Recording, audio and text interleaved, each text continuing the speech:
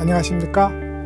성철 스님 열반 30주년을 기념해서 백년 불교문화재단과 불교방송에서 공동 기획한 정독 선문정로 공부를 함께하고 있는 동의대학교 강경구 교수입니다. 오늘은 견성하면 바로 부처라는 점을 말하고 있는 제1장 견성즉불론의 결론격에 해당하는 말씀을 한번 나눠보도록 하겠습니다. 여기에서 성철 스님은 어떠한 중간적 체험에도 머물지 말고 새롭게 항상 출발하는 그런 용맹한 수행을 이어나가야 된다는 얘기를 계속하고 있는 것으로 파악됩니다. 용맹한 수행의 강조는 간화선의 특징이라고 할 수 있겠고, 또 사실 불교의 기본적 특징이기도 합니다. 그러니까 그것은 부처님에게서부터 내려오는 하나의 큰 전통에 해당한다, 이렇게 말씀드릴 수도 있겠습니다. 왜 우리가 보통 미륵부처님 얘기를 하지 않습니까?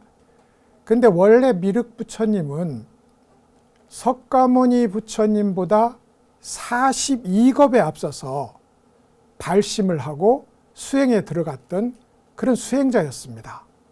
그런데 석가모니 부처님이 미륵을 앞서서 먼저 성불을 하게 되었다는 거예요. 근데 왜 그러느냐? 미륵 부처님은 발심을 한 뒤에 어느 정도 공부가 있고 나자 세상의 명성과 이익을 위해서 고관 대작들을 찾아다니고 그리고 국왕들을 찾아다녔다는 겁니다. 이에 비해서 석가모니 부처님은 스스로 세운 원에 따라서 고관 대작들은 물론이고 국왕들조차 눈길을 주지 않고 오로지 산과 숲에서 자기 공부를 이어간 끝에 먼저 발심한 미륵불을 앞서서 성불을 할 수 있었다. 이런 이야기를 미륵 소문경에서 부처님이 아난에게 이야기를 합니다. 결국 석가를 만든 것도 부지런하고 용맹한 수행이고, 미륵 부처님을 만드는 것도 결국은 부지런한 수행 외에 다른 것이 없다는 사실, 이것이 불교의 한 전통이라고 할 수 있을 것 같습니다. 이제 우리가 견성즉불의 얘기로 돌아와서 말이죠. 왜 견성이 바로 부처가 되는 일이라야 하는가?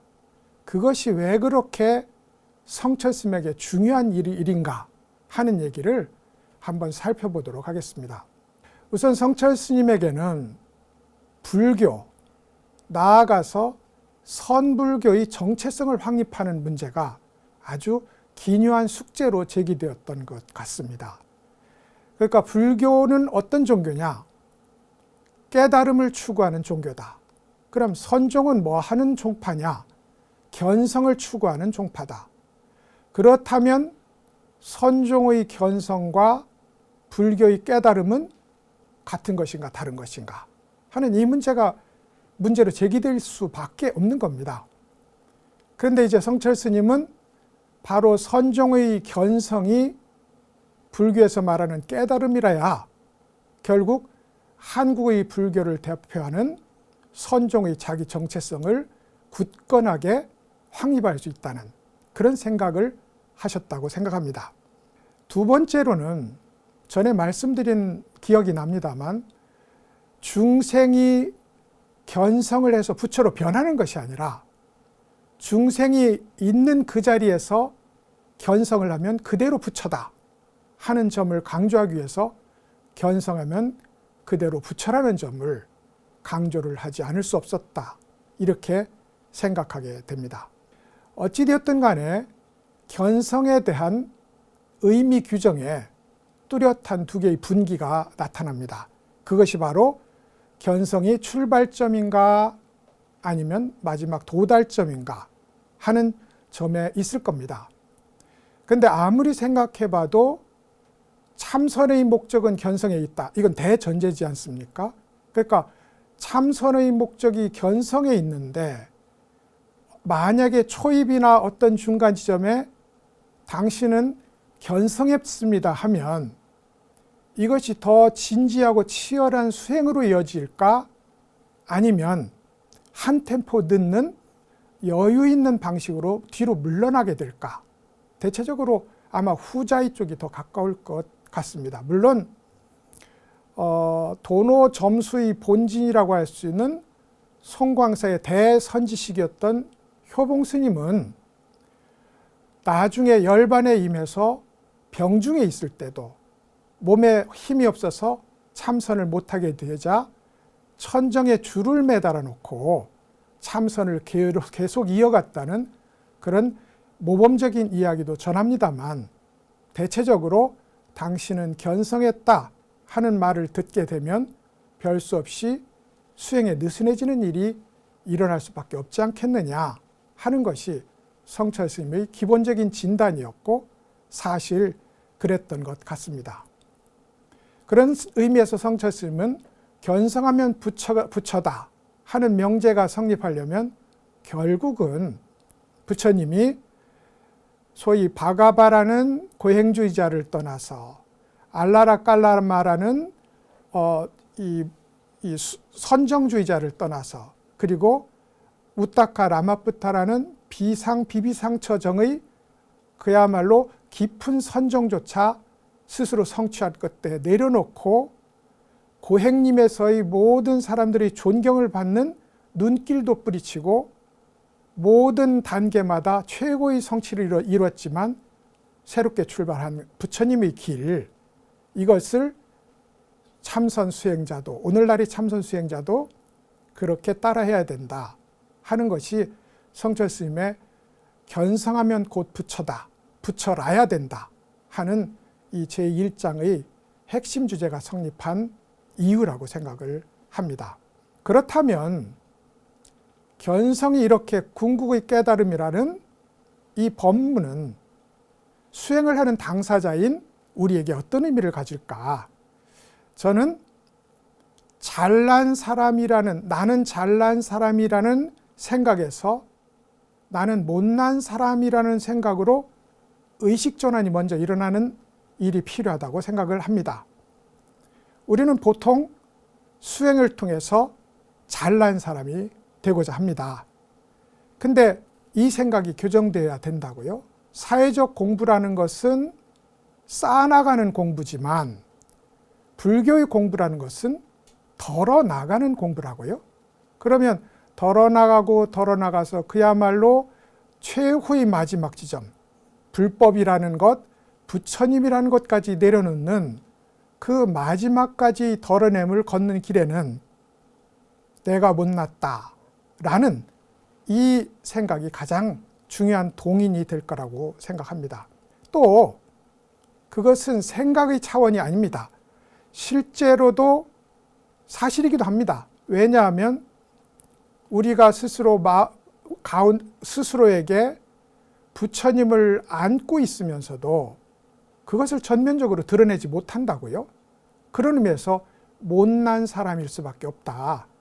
성철 스님 스스로도 자신은 너무나 못났기 때문에 부처님의 심부름꾼을 할 수 있는 입장이 아니기 때문에 좋은 음식, 좋은 옷, 좋은 집에서 살 수 없다 하고 강조를 한 일도 우리가 기억을 합니다.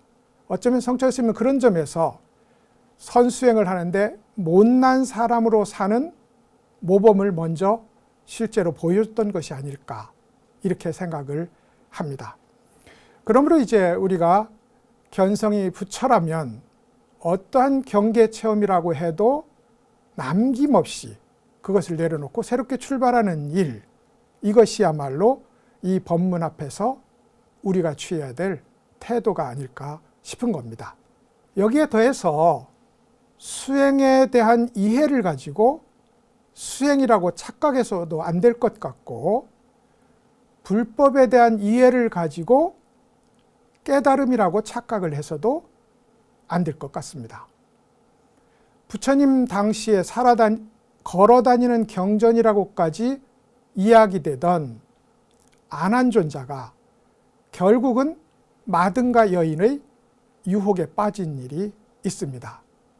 그리고 이렇게 여인의 유혹에 빠진 안한존자를 구한 것은 참으로 아이러니하게도 능엄주였어요. 능엄주는 이해의 차원을 모두 내려놓고 무심으로 끌고 가는 선정의 입구였단 말이죠. 그러니까 안한존자는 자신이 평생 구축해온 이해의 시스템을 모두 내려놓고 아무것도 없는 능엄주의 무심자리에 가서 자신의 위기를 모면하게 되었다. 굉장히 의미심장한 에피소드가 아닐 수 없습니다. 그러니까 이제 이해의 왕, 안한존자를 이렇게 부르겠죠. 이해의 왕조차도 이해를 내려놓는, 지식과 이해를 내려놓는 길을 걸어서 무심으로 나아가 스스로를 구원할 수 있었다. 이런 명제가 성립을 하는 겁니다. 근데 이런 무심 공부에서 당연히 성철 스님은 최고의 무심 공부는 바로 화두참구다. 이것은 이제 처음부터 끝까지 성철선의 기조를 이루는 거거든요. 이것이야말로 의식의 불길을 잠재우는 감노의 물이다 라고 이제 규정을 할 수 있을 겁니다. 어쩌면 이 화두는 아니다, 아니다, 마음도 아니고 물건도 아니고 부처도 아니다. 모든 의식과 대답이 나올 수 있는 자리를 사전에 차단함으로써 우리를 한 생각도 나아갈 수 없는 자리로 가둬놓고, 이게 무심의 자리거든요. 그리고 나서 거기에서 새롭게 그렇다면 이 무엇인가 하는 순수한 질문을 일으킨다는 점에서 무심의 관문을 뚫고 새롭게 비춤을 일으키는 참선의 가장 전형적이고 가장 본격적인 자리가 아닐까, 이렇게 생각을 합니다. 그런 의미에서 화두야말로, 혹은 화두 참고야말로 설사 진리 그 자체에는 아직 도달하지 못했다고 해도 진리에 가장 근접한 자리에 있는 것이 아닐까, 이렇게 말씀을 드릴 수 있겠습니다. 연애를 하려고 해도 계속 자기가 사랑하는 그 사람에 대해서 눈길을 주고 주의력을 집중해서 오로지 모든 관심이 그에게 쏠릴 때 응답이 일어날 거라고요. 그러면 우리가 불도를 구한다는 것은 부처님과 혹은 진리와 연애를 하는 상사병 걸린 어떤 남자라고 불러도 좋을 것 같습니다. 그때 우리는 한결같이 화두를 들어서 두리번거리는 일 없이 진리의 문을 두드리는 그런 일이 필요한 것이다. 이것이 이제 견성즉불론이 우리에게 주는 중요한 메시지였다. 이렇게 이제 생각을 합니다. 이런 전제와 이런 이해를 바탕으로 다시 지난 시간을 한번 생각해 보면 견성하면 완전히 무심이라는 점을 한번 살펴보았고요. 그리고 완전한 무심이라야 견성할 수 있다는 점, 같은 말이죠. 나아가서 보살이 가장 높은 지위인 십지나 등각조차도 아직 제대로 된 견성이 아니라는 점을 살펴보았습니다. 이번 시간은 견성즉불론의 본격 주제라고 할까요? 결론이라고 할까요? 견성을 하면 바로 부처라는 설법을 바로 살펴보도록 하겠습니다. 견성하면 부처라는 것은 성철 스님 독단의 말씀이 아닙니다. 당연히 경전과 선종에 두루 발견되는 언설이고, 무엇보다도 육조 스님의 깨달음을 인정한 오조 스님이 그 깨달음을 인정하면서 한 말이기도 합니다. 성철 스님이 인용한 구절은 이렇습니다. 자기의 마음을 알고 자기 본래 성품을 보면 천상과 인간의 스승이라 하며 부처라고 한다. 그러니까 자기의 마음을 알고 자기 본래 성품을 본다. 이걸 한문으로 식심견성인데요. 자기 마음을 알고 본래 성품을 본다. 이게 견성이거든요. 견성하면 곧 하늘과 인간의 스승. 이게 한문으로는 천인사라고 부르는 것이고 열애의 10가지 별칭 중에 하나입니다.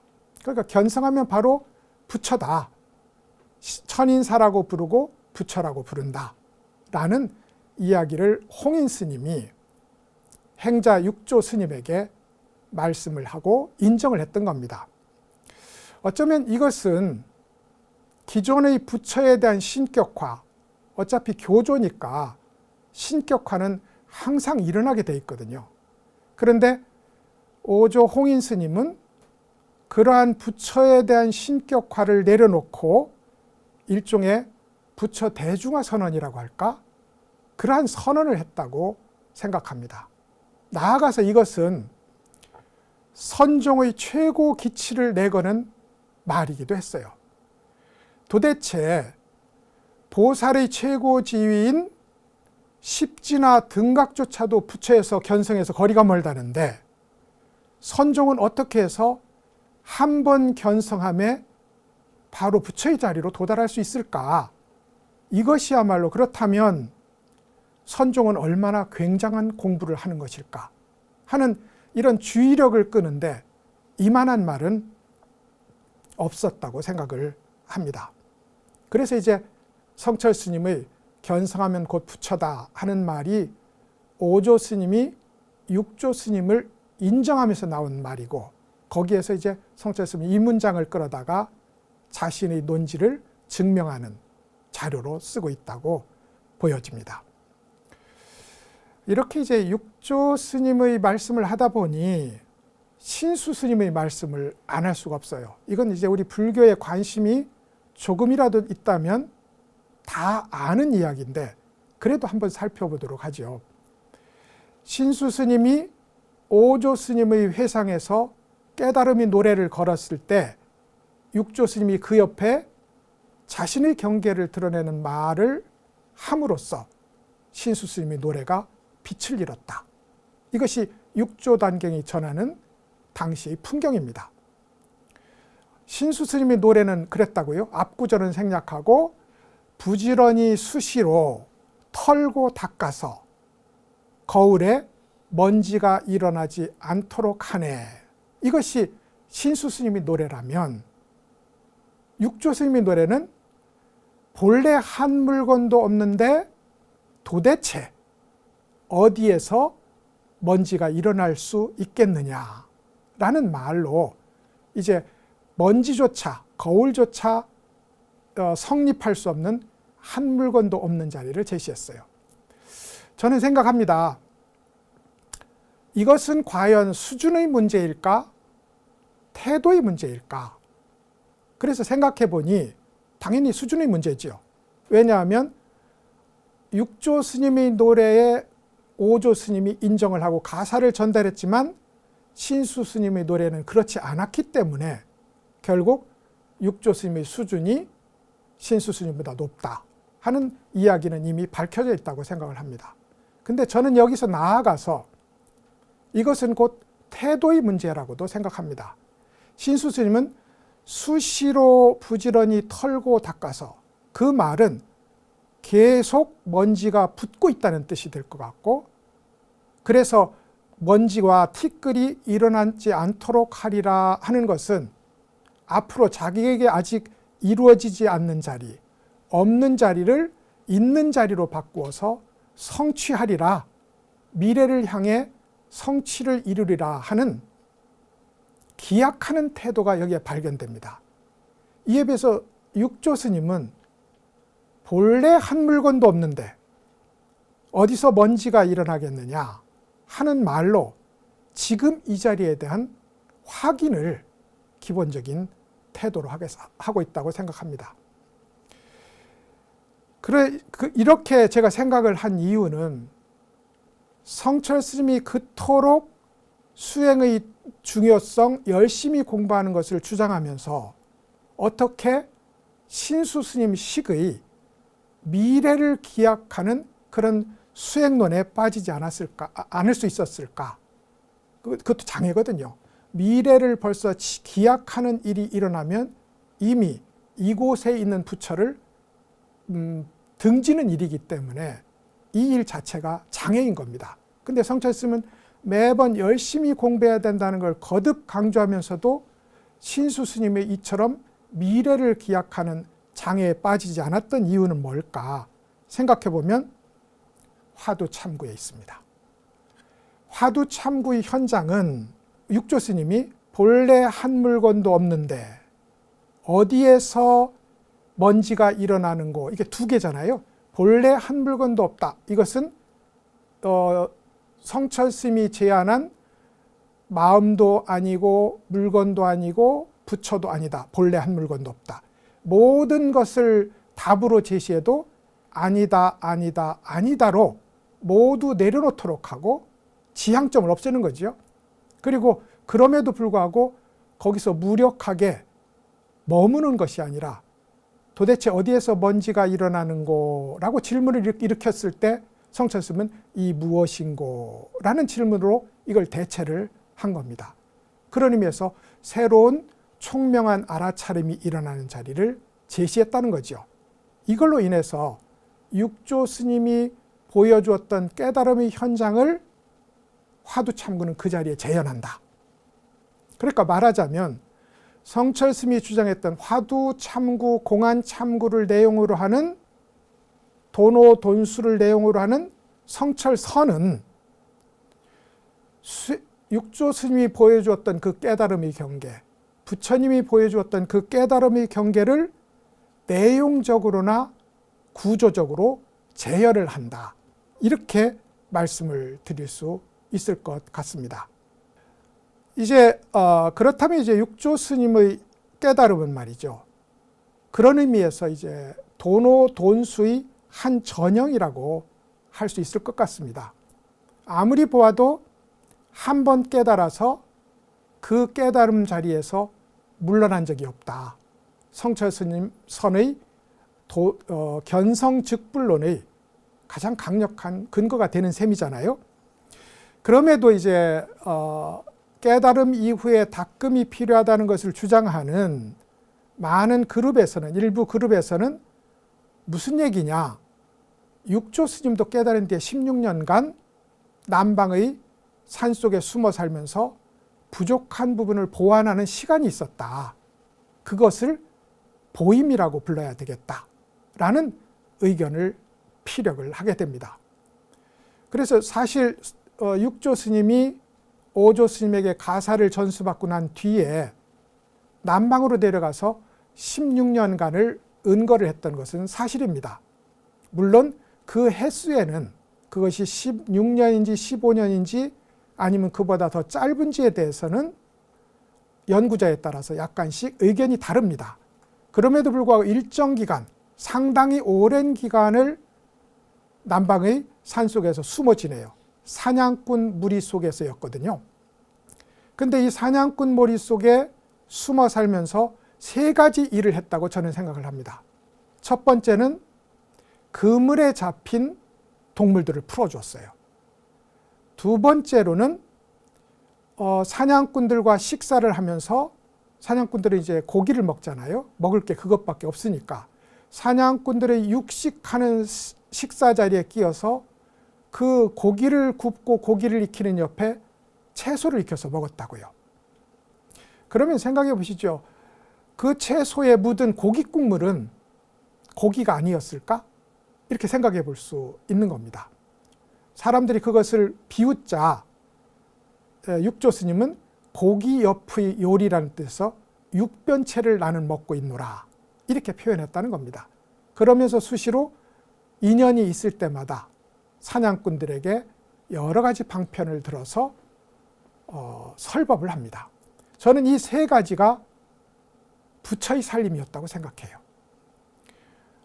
그러니까 그물에 걸린 동물들을 풀어준 것은 부처의 자비행을 실천하는 것이었을 거고, 육조 스님이 고기를 먹는 사냥꾼들 틈에서 그 소태, 채소를 익혀 먹었다는 것은 고기에 물들지도 않고 채식을 고집하지도 않는 그런 중도 실천을 하고 있었다는 뜻으로 해석이 되고, 수시로 설법했다는 것은 인연 따라 설법하는 부처님의 교화 사업을 실천했다고 저는 이렇게 생각을 합니다.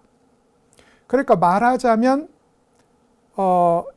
육조 스님은 그곳에서 부족한 수행을 보완했던 것이 아니라 상황에 맞게 부처로서 살고 있었다.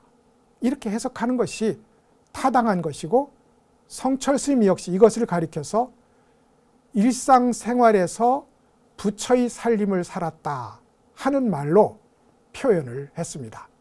그러니까 깨달은 뒤 남은 번뇌를 닦아내는 점수가 필요하던 그룹은 사실은 마음속에 남아있는 망상을 차츰 제거한다는 일이고, 육조 스님의 보임이라는 말은 부처로 살아가는 일이었다. 그건 엄연히 다른 일이다 라고 둘을 분명하게 구분을 하는 겁니다. 육식에 대한 얘기가 나와서 잠깐 이제 견 얘기를 하면요. 육식은 부처님 법에도 없고, 오늘날 남방불교에 가도 육식은 일반적으로 이제 그냥 장애가 없는 거죠. 금지사항이 없다 이 말입니다. 근데 이제 중국에 양무제라는 이가 있었어요. 그 양무제라는 이가 달마대사를 홀 때에서 유명해진 사람입니다. 근데 나름 불심천자로 불렸거든요. 부처님 마음을 가진 천자이고 황제이다 이 말이죠. 근데 이분이 불경을 가만히 생각해 보니 살생을 하지 말라 했으니 육식도 하면 안 되겠다. 그래서 중국 천하의 승려들은 육식을 할 수 없다는 육식 금지령을 내립니다. 당시 불교계 원로들이 부처님 법에 육식 금지의 계율이 없음을 들어서 반대 의사를 표명했지만 황제로서의 자기 권위를 가지고 이것을 관철시킵니다. 근데 이제 그 상황 속에서 육조 스님은 이미 계율화된 육식 금지령을 어기지도 않았고, 그렇다고 채식을 고집하지도 않는 묘한 자리에서 육변체를 드셨던 그런 이제 이야기가 성립한다고 보면 될 것 같습니다. 그렇다면 이제 여러 경전에서 말하는 깨달음이 견성이라는 것과 어떻게 동일한지를 증명해야 될 몫이 남게 됩니다. 견성이 곧 부처되는 일이니까 말이죠. 우리가 잘 알고 있는 금강경의 구절을 한번 생각해 보면, 만약에 모든 모양이 모양 아님을 알면 곧 열애를 보리라. 알듯 말듯한 이야기인데 사실 이 얘기는 쉬운 얘기입니다. 무슨 얘기냐면, 만약에 모든 모양이 모양 아님을 본다. 바다에 가서, 이건 보통 바다와 파도의 비유를 들어서 설명을 하는데요. 바다에 가면 수많은 모양의 파도가 있을 거라고요. 큰 파도, 작은 파도, 날카로운 파도, 잔잔한 파도. 근데 그 다양한 모양을 갖는 파도가 사실은 바다라는 점에 있어서 한 가지이다. 그러므로 파도 1을 고집할 일도 아니고 파도 2, 파도 3을 별도로 고집할 일도 아니다. 왜냐하면 그것이 바다이므로. 이것이 모양이 움직이지 않는, 모양에 휘둘리지 않는 사람이 살림입니다. 그래서 이런 금강경의 진리와 똑같은 말이 종경록이라는 책에 보이는데, 성철 스님은 딱 이 말을 인용합니다. 들어보시죠. 모든 경계에 차별적 모양이 없음을 당장 비춰보는 일은 견성을 해야 된다. 그러니까 모든 모양의 차별적 모양이 없음을 아는 거, 이게 부처의 일이거든요. 근데 그것은 견성해야 할 수 있다. 그렇다면 논리적으로 견성은 부처다. 이 말이 이제 분명해지는 그런 문장이 아닐 수 없습니다. 제가 서유기에 대한 불교적 해석을 상당히 오랜 기간 관심을 갖고 해온 적이 있어요. 근데 거기에도 차별적 모양에 휘둘리지 않는 이야기가 하나 나옵니다. 손오공이 이제 폭포 속에 숨은 한 동굴을 발견해요. 그 동굴이 수렴동이라는 동굴입니다. 다른 원숭이들은 이제 용기를 못 내는데 폭포 속으로 뛰어들어서 동굴 하나를 발견해요. 돌로 된 동굴이었어요. 돌로 된 동굴에 들어가니 돌탁자, 돌침대, 돌솥, 돌그릇, 돌접시, 모든 가구 집기가 다 돌로 되어 있는 것을 보게 됩니다. 그런데 이 손오공도 본래 돌로 된 알에서 태어난 돌 원숭이였거든요. 그러니까 생각해 보시죠. 돌 원숭이가 돌 동굴에 들어가서 돌 가구 집기를 쓴다. 이런 이야기입니다. 그런데 이제 다른 원숭이들은 나는 그릇이 필요해, 나는 접시가 필요해, 나는 탁자를 차지할래, 나는 돌침상은 내 거야 라고 서로 그 모양에 사로잡혀서 서로 다투고 싸우는 중에 이 돌원숭이 손오공만은 우리가 모두 여기서 함께 이 가구 집기들을 쓰면서 편안하게 살자고 제안을 합니다. 그리고 나서 원숭이들의 왕이 돼요. 근데 이 돌석자가 말이죠. 석가모니 할 때 석자하고 발음이 같거든요. 그러니까 이 얘기는 저의 해석을 가지고 말하자면 석가모니 부처, 그러니까 부처님이 부처의 세계에 들어가서 부처의 살림을 산다라는 말이 성립을 하는 겁니다. 그러니 이 모두가 부처이라면 돌이잖아요. 모두가 석가모니 부처님이라면 돌가구와 돌접시와 돌탁자와 돌침대는 일말의 차별성도 없는 겁니다. 그런 의미에서 모양의 차별되는 모양에 흔들리지 않는 일, 이것을 서기에서도 이렇게 멋진 비유로 설명을 하고 있는 것을 확인할 수 있습니다. 근데 이제 이렇게 모양에 휘둘리지 않는 일은 물론 견성을 하면 가능하겠지만 우리는 어디까지나 아직 견성을 못한 존재라고요. 그런데 이 설법을 듣고 결국 이 선문정론은 말입니다. 아니면 모든 선식들의 설법은 그들이 말하는 깨달음의 경계를 우리가 듣고 우리가 그것을 흉내내는 길을 걷도록 하는 계기에 해당합니다. 이것이 설법을 듣는 의미라고 할 수 있어요. 그러니까 모양에 따른 분별을 하지 않는 것이 부처의 경계다. 그렇다면 이 설법 앞에서 우리는 어떤 실천에 들어갈 거냐? 모양에 따른 분별을 하지 않겠다고 결심하면 되겠나요? 그러면 더 복잡해집니다. 왜냐하면 옳고 그름, 예쁘고 미움이라는 두 개로 나누는 이 전선에 나는 선택하지 않겠다라는 또 하나의 전선이 개입합니다.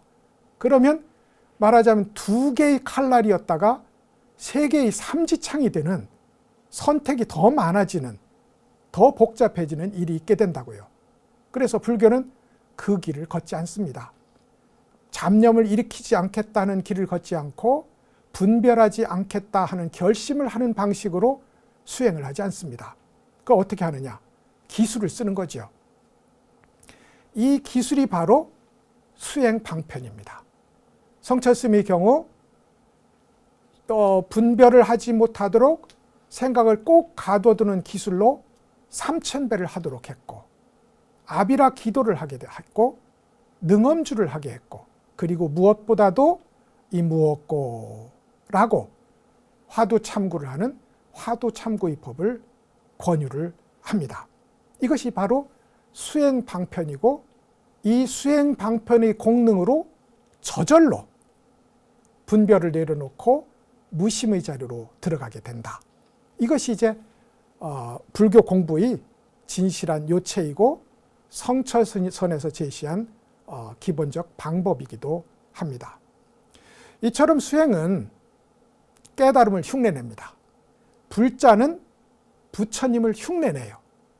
그리고 그 흉내내는 일이야말로 저희 말을 빌리자면 수행은 깨달음을 내용적으로 구조적으로 반복합니다. 다만 수행에서 깨달음을 반복하는 것은 미완이고 미숙하겠지요. 그럼에도 불구하고 수행은 부처님을 흉내내고 수행은 깨달음을 흉내냅니다. 그것을 구조적 내용적 재현이라고 저는 부를 수 있을 것 같아요. 그러니까 이렇게 하면 깨달음의 말씀들을 듣는데 훨씬 편해집니다. 왜냐하면 성철스님이 인용하고 있는 바와 같이 견성이라는 것은 생각으로 이해할 수 없는 자리에서 일어나는 해방이고 해탈이다. 이것이 깨달음의 차원이라면 우리 수행자는 그것을 듣는 입장에서 그러면 생각으로 이해할 수 없다면 생각으로 이야기를 멈추면 됩니다. 생각으로 이야기를 멈추도록 하는 것이 제가 말씀드린 다양한 기술들이고 다양한 수행 방편이 되는 겁니다. 그렇게 수행 방편을 드는 순간 미숙하지만 아직 불완전하지만 그럼에도 불구하고 진리와 정면으로 맞대면하는 그런 자리에 나아가 서게 된다. 이것이 깨달음의 말씀을 듣는 발심 수행자인 우리가 취해야 될 입장이고 실제적으로 해보면 그 효과가 분명히 그러하다는 것을 알 수 있습니다. 이 불교의 모든 가르침에 대해서 우리는 그것은 당신의 몫이라고 소위 남의 얘기로 돌려버릴 이유가 없습니다. 왜냐하면 우리는 바로 그 말씀을 듣고 그 말씀을 흉내내면 되는 거거든요. 여러 가지 깨달음의 경계를 나타내는 말이 있는데 그 중에 한 예를 한번 들어드리도록 하겠습니다. 중국 선종사의 용담숭신이라는 아주 유명한 선사가 있었어요. 근데 그분의 스승이 천황도였거든요. 근데 아무리 가서 마당을 쓸고 물을 깃고 밥을 짓고 불을 떼도 스승은 가르쳐 줄 생각이 없는 겁니다. 그래서 어느 날 스님은 왜 저에게 법을 가르쳐 주지 않습니까? 그러자 스승이 이렇게 얘기해요. 왜 내가 너한테 법을 안 가르쳐 줬니? 네가 밥을 가져오면 내가 밥을 먹었고 네가 차를 가져오면 내가 차를 마셨고 네가 합장을 해서 나에게 인사를 하면 내가 답례를 했는데 내가 어느 한 구석에서 너에게 법을 안 가르쳐 준 적이 있느냐. 이 말이 뭐냐면 불법에 보면 부처는 모든 일로 법륜을 굴린다고 하거든요. 그야말로 눈 깜짝이는 일, 손가락 튕기는 일, 하나 모든 일을 가지고 법의 바퀴를 굴리니 천황도호 스님은 밥을 가져오면 밥을 먹고 차를 마시고 합장하면 답례를 하는 방식으로 늘상 법륜을 굴려서 설법하기를 멈춘 적이 없다. 그러자 용담숭신이 생각을 하려고 합니다. 이게 무슨 뜻일까? 라고 생각을 하려고 하는데 이 스승이 이렇게 말하는 거예요. 생각하면 안 된다. 지금 내가 이렇게 모든 일상에서 법륜을 굴리고 있으므로 너 역시 모든 일상에서 굴러지는 법륜을 받으려면 생각을 멈추고 오로지 전면으로 받아 안는 일이 있어야 된다. 이건 이제 강력한 스승이 있으니까 그게 돼요. 근데 그것이 없을 때는 바로 그 자리에 대입돼야 되는 것이 화두를 들어서 무심의 차원에 들어가고 거기서 새로운 질문을 일으키는 그 일이 강력한 스승의 자리를 대체하는 거거든요. 그런 의미에서 이렇게 스승의 깨달음, 스승이 보여주는 깨달음은 제자가 혹은 수행자가 그대로 흉내내는 방식이 있게 된다. 이런 이야기가 될 겁니다. 그런 점에서 이제 성철 스님의 도노 점수 비판 역시 수행자를 격려하기 위한 것이라고 우리는 꼭 읽어야 될 것 같습니다. 종경록의 문장을 하나만 더 인용하겠습니다. 진리를 증득하면 조사의 지위에 들어가므로 돈과 점을 논할 일이 없게 된다. 돈은 단번에 깨닫는 것이고 점은 점차적으로 닦는 거잖아요. 근데 우리가 고등학교에서 이런저런 성적의 순위가 있었지만 대학에 들어가면 그 성적이 옛날 이야기가 되듯이 깨달음의 과정에 돈과 점도 있고 다양한 지위도 있겠지만 결국 깨달음 속으로 들어가면 돈, 점도 없고 지위도 없다. 이 설법을 우리가 듣는다면 똑같이 용담숭신이 천황도의 설법을 듣고 했던 것처럼 똑같이 그 앞에서 돈점을 내려놓고 오로지 이 진리를 마주하고 도대체 이것이 무엇인가 하는 생각이 일어나지 않는 자리에서 간절하게 알고자 하는 이 일로 점철하는 일, 이것만 있으면 어떤 문제도 없을 것 같다. 이것이 이제 성철 스님의 종경록을 인용하면서 그리고 우리가 그 법문을 들으면서 취해야 될 청법 자세가 아닐까 이렇게 생각을 합니다.